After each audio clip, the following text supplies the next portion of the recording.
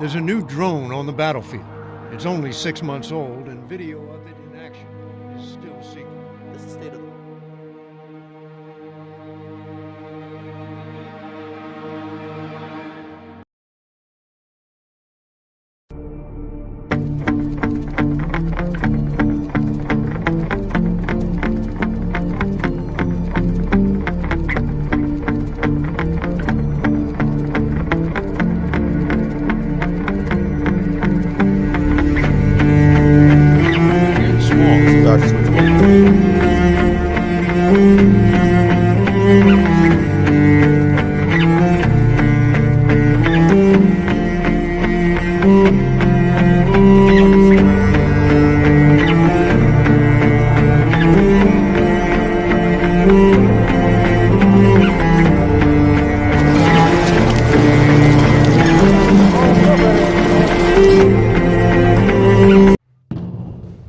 Yeah.